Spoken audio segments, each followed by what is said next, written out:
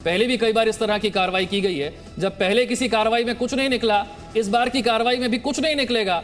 और आबकारी नीति वापस क्यों ली गई, इस बात का जवाब पहले भी दिया जा चुका है। कहीं किसी को अनुचित फायदा नहीं पहुंचाया गया, कहीं किसी प्रक्रिया में कोई खामी नहीं थी। इससे पहले जो एलजी थे उन्होंने इस आबकारी नीति को मंजूरी दे दी थी। अब अचानक से क्या हो गया, जब लागू होनी थी उससे ठीक पहले आपत्ति जता दी गई। सीबीआई आई है, सीबीआई का स्वागत है। पहले सत्येंद्र जैन पर भी कार्रवाई कर चुके हैं, अब मनीष सिसोदिया पर अगर कुछ जांच करना चाहते हैं तो हम जांच का स्वागत करेंगे।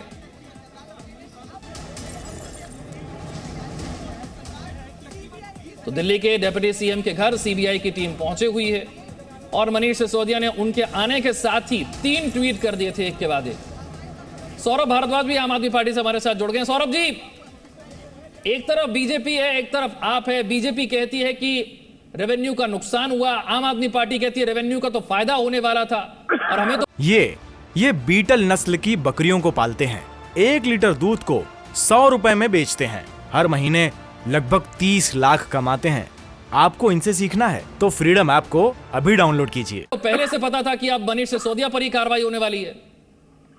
देखिए, सबसे पहले तो मैं ये कहना चाहता हूं कि हम सीबीआई का पूरा स्वागत करते हैं। सीबीआई के अलावा ईडी हो, इनकम टैक्स हो और कई इनके केंद्र सरकार के डिपार्टमेंट हैं जिससे लोगों को डराया धमकाया जाता है, सबका स्वागत। ये पहली बार नहीं है कि मनीष सिसोदिया जी के घर पे छापा पड़ा है या उनके ऊपर मुकदमा दर्ज किया गया है।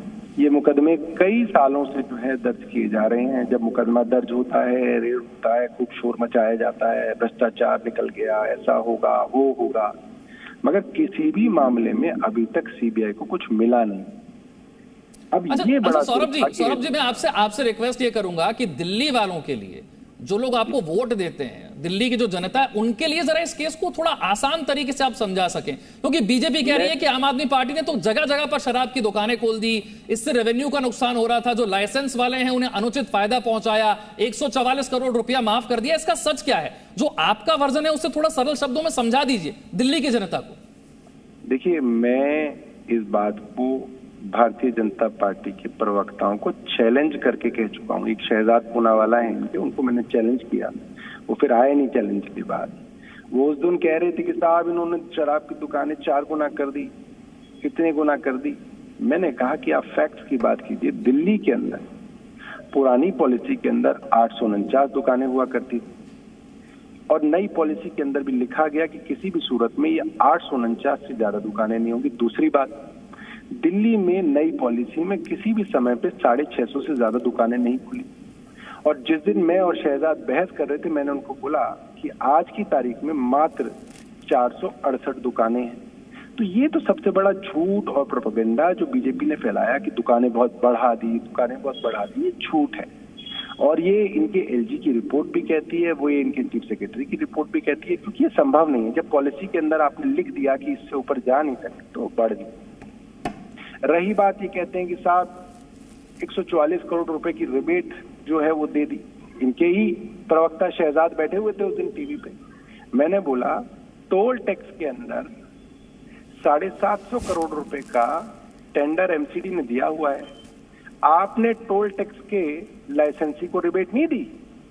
जब कोरोना लगा, लॉकडाउन हुआ, गाड़ियां नहीं चली तो आपने दी, नहीं दी तो आप बता दीजिए। आपके आउटडोर एडवर्टाइजमेंट वाले लोग हैं, कोरोना के दौरान लॉकडाउन हुआ तो भाई जब कोई घर से बाहर नहीं निकलेगा तो वो एडवर्टाइजमेंट कैसे देखेगा? तो आपने उनको कंसेशन दिया या नहीं दिया? नहीं दिया तो बता दीजिए। तीसरी बात, रेलवे पे आ जाते हैं, वो तो केंद्र सरकार की है। रेलवे ने अपने लाइसेंसीज को कंसेशन दिया लॉकडाउन के समय का। तो आपने अगर किसी वेंडर को पर डे की लाइसेंस पे पैसा लिया है कि आपसे 1 करोड़ रुपया रोज सरकार को आपको देना है, जब उसकी दुकान ही नहीं खुली, लॉकडाउन हो गया, तो सरकार उससे 1 करोड़ रुपए किस चीज का ले सकती है? वो कोर्ट गए, कोर्ट ने कहा कि आप इनको कंसेशन दीजिए, इसको डिसाइड कीजिए। वो कोर्ट के अंदर बाद में डिसाइड हुआ है। अब उसके अंदर भ्रष्टाचार हो गया। अगर भ्रष्टाचार हो गया तो फिर तो रेलवे में भी भ्रष्टाचार हो गया। रेलवे मिनिस्टर के यहाँ भी सीबीआई छापा मारो। एमसीडी में भी भ्रष्टाचार हो गया। एमसीडी के भी जो मेयर और स्टैंडिंग कमेटी के चेयरमैन है, आप कह रहे हैं कहीं कुछ भी अनुचित नहीं हुआ, कोई 144 करोड़ किसी का माफ नहीं किया, कोई प्रक्रिया में खामी नहीं है। आशीष सूद साहब हमारे साथ बीजेपी से हैं। आशीष जी, आप सुन रहे हैं, सौरभ भारद्वाज को आप सुन रहे हैं, वो कह रहे हैं जब कहीं कोई भ्रष्टाचार हुआ ही नहीं, सीबीआई का इस्तेमाल तो सिर्फ दबाव बनाने के लिए हो रहा है। ये समस्या क्या है कि आम आदमी पार्टी ही जो कहे उसको सही मान ले आप, तो सब कुछ सही है। इनको तोमर साहब की डिग्री असली दिखती थी, वो डिग्री के बारे में सबको मालूम है। इन्हें ततेंद्र जैन बेगुनाह दिखते थे। इन्होंने बड़े बड़े वकील किए, जिन वकीलों को ये भ्रष्ट बताते थे, कांग्रेस के बड़े बड़े वकीलों को भी इन्होंने खड़ा किया। अभी तक 1.5 महीने से उनको जमानत नहीं मिली है। अभी तक अगर उनके खिलाफ भी सबूत नहीं थे तो वापस आ जाना चाहिए था उनको, और अगर नहीं होंगे तो केस खारिज भी हो जाएगा, हमें उसमें भी कोई एतराज नहीं है। मगर आप सीधा ये कह दें 144 करोड़ आप माफ कर दें और कहें कोई भ्रष्टाचार नहीं हुआ, कोई प्रक्रिया दोष नहीं है, तो घबराने की क्या बात है? इसमें कौन सा दबाव है? अगर आप सात को आंच नहीं, बड़ी पुरानी कहावत है, सात को आंच नहीं, अगर आपने कुछ गलत नहीं किया तो ये बार बार प्रलाप करना क्यों? आजकल एक फैशन हो गया है। फैशन ये हो गया है कि आप विपक्षी दल रहे, भ्रष्टाचार करें और खूब भ्रष्टाचार करिए, और उसके बाद आकर ये कहने लग जाइए जब आप पर कार्रवाई हो कि साहब हम विपक्षी दल है, हमें प्रताड़ित किया जा रहा है, हमें दबाव बनाने के लिए। सौरभ जी है, मुझे लगता है सौरभ जी जवाब देंगे तो दिल्ली वाले भी बेहतर तरीके से समझ पाएंगे कि दरअसल दिक्कत है कहां। सौरभ नहीं, देखिए बड़ी मजेदार बात हुई। इन्होंने ये नहीं बताया कि एमसीडी ने टोल टैक्स के लाइसेंसी का पैसा कोरोना के लॉकडाउन के चलते माफ किया या नहीं किया, आया बता दे। एडवर्टाइजमेंट वालों को, आउटडोर एडवर्टाइजमेंट वालों को एमसीडी ने लाइसेंस फीस कोरोना पीरियड की माफ की या नहीं की, आया नाम में बता दे। और फिर इनके यहाँ कब छापा पड़ेगा सीबीआई का, ये भी बता दे। मैं जवाब दूं? जी आशीष जी, जी दे जवाब दूं? मैं जवाब देता हूँ, मैं जवाब देता हूँ, दे दो तो बताओ। और भारद्वाज जी, वो किसी ने अपने घर में बैठ के अगर हुआ भी है तो हुआ है, देखिए होगा, आ गई बात सामने। कहना CM just go away like this, आपको ये स्टेटमेंट याद है? कहने CM just go away by saying like this, तो सीएम है साहब, सीएम उसको बुलाते, सीएम अधिकारियों को बुला के फाइल को जांचते, कहने CM just go away like this. ये स्टेटमेंट याद है ना सौरभ भारद्वाज जी? कौन कहता था इस स्टेटमेंट को? आप तो इस प्रकार से बात करते हैं। मान गए अब, और क्या मनवाना है इनसे?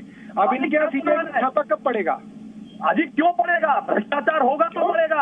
अब सीबीआई का छापा नहीं पड़ेगा। जो 150 करोड़ रुपए यहाँ से लेकर, पहले तो आम आदमी पार्टी $10 करती थी और वेबसाइट पर दिखाती थी। अच्छा आशीष जी, सौरभ जी, ऐसे एक एक करके अगर आप बात रखेंगे तो ज्यादा अच्छे तरीके से दर्शक भी समझ पाएंगे। आशीष जी थोड़ा सा रुकते हुए सौरभ भारद्वाज अपनी बात रख दीजिए, फिर आशीष जी।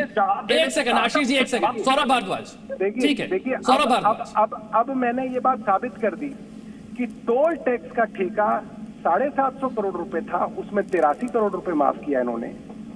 दिल्ली एक्साइज का ठेका 9,500 करोड़ रुपए का था, उसमें 140 करोड़ रुपए माफ हुआ। अब आप बताइए 800 करोड़ के ठेके में 83 करोड़ रुपए माफ हुए कोरोना में, और 9,000 करोड़ के ठेके के अंदर 140 करोड़ माफ हुए। कौन सा ज्यादा है, एमसीडी का? कम से कम ये तो स्वीकार, कल तक तो आप ये कहते थे कोई नहीं हुआ, कल तक तो आप ये कहते थे कुछ हुआ ही नहीं। चलिए कम से कम सीबीआई के डर के आगे भूत नाचा तो नहीं। आम आदमी पार्टी ने स्वीकार तो किया, हमने 150 करोड़ माफ किया है। अभी तक तो आप कहते थे दुकान खुली नहीं, मैं दुकान, अरे भाई भ्रष्टाचार नहीं हुआ। देखिए ऐसे। अच्छा आशीष जी, आशीष जी आप कह रहे हैं कि ये स्वीकार कर रहे हैं कि 150 करोड़ माफ हुआ। सौरभ जी एक बार ये 150 करोड़ पर फिर आप अपनी बात रख दीजिए, ये 150 करोड़ माफ हुआ कि नहीं हुआ, एक बार साफ तौर पर रख दीजिए। एक सेकंड आशीष जी, एक सेकंड आशीष, आपने कहा 150 करोड़ माफ हुआ, जवाब ले लेते हैं। देखिए अभी ये बात तो ऑन रिकॉर्ड है जी।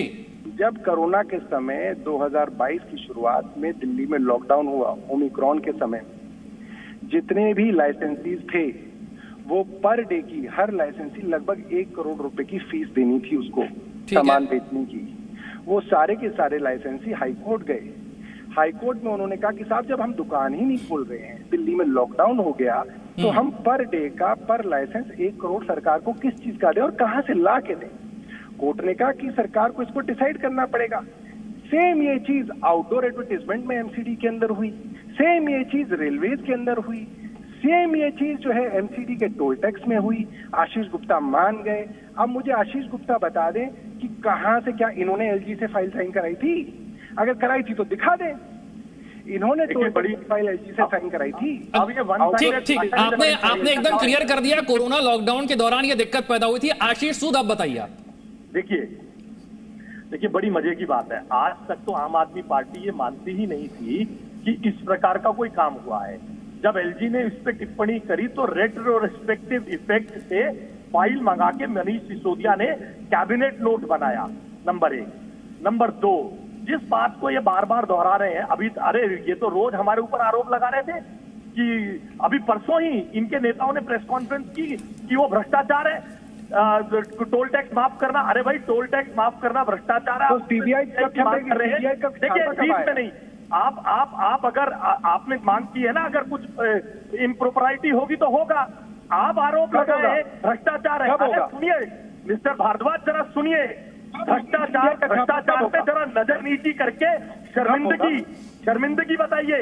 आप जो 10 रुपए जो पार्टी रेलवे पे आपके नेता। आशीष जी, सौरभ भारद्वाज ने बड़े साफ तौर पर कहा कि उन्होंने जो किया वही काम तो एमसीडी ने भी किया, वही काम तो रेलवे ने भी किया, इसमें अलग कहां हुआ कुछ? आशीष जी, जरा इस पर जवाब दीजिए। अरे जवाब दूंगा, पहले सौरभ भारद्वाज की पहली बात का पूरा जवाब मुझे देने दीजिए। ठीक, ध्यान से सुन, मेरी बात पूरी होने दीजिए। सौरभ भारद्वाज बीच में बोल रहे हैं क्योंकि उन्हें मालूम है कि उनकी पार्टी पूरा बोलो। नहीं, सुन रहे हैं, आप अपनी बात पूरी कर लीजिए जल्दी से।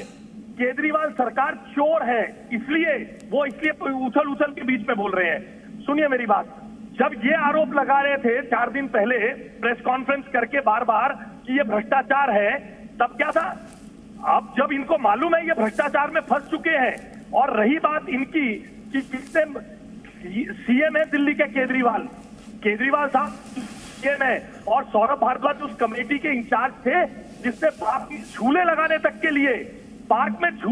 तक के लिए एमसीडी के सारे अमले जमले को विधानसभा में बुला लिया था। अगर इन्हें भ्रष्टाचार दिख रहा था तो इन्होंने क्यों नहीं बुला लिया?